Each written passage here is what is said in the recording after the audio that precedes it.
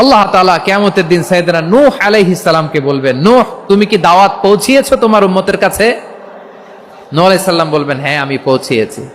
এবার নূহের উম্মতকে আল্লাহ জিজ্ঞেস করবেন, এই নূহের উম্মতেরা, তোমাদের নবী নূহ কি দাওয়াত পৌঁছিয়েছে?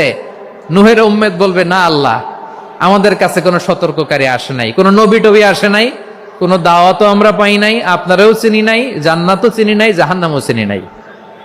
নূহ আলাইহিস সালাম বিপদে পড়ে যাবেন। তখন আল্লাহ বলবেন, নূহ তুমি বললা পৌঁছিয়েছো, তোমার উম্মত বলে কিছু পায় নাই।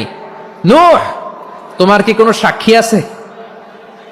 তোমার কথা আর তোমার উম্মতের কথা তো মিলে না। তুমি বললা তুমি আমার নির্দেশনা দাওয়াত পৌঁছে দিয়েছো, কিন্তু তোমার উম্মত বলে পায় নাই।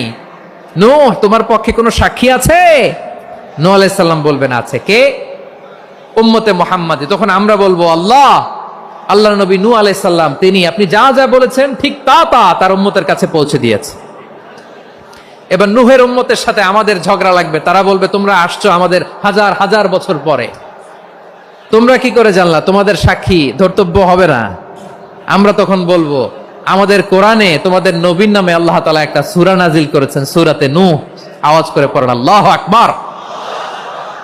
আমরা বলবো, আমাদের কোরআনে তোমাদের নবীর কথা আল্লাহ আমাদেরকে জানিয়েছেন, দিন রাত এক করে তোমাদের কাছে তিনি দাওয়াত পৌঁছেছেন। তোমরা কানের মধ্যে হাত দিয়ে রাখতা, চেহারাটা কাপড় দিয়ে ঢেকে রাখতা, আল্লাহর নবী নূহকে পিটিয়ে ছালা দিয়ে পেঁচিয়ে তোমরা পাহাড়ে তুলে রেখে আসতা, সব আমরা জানি।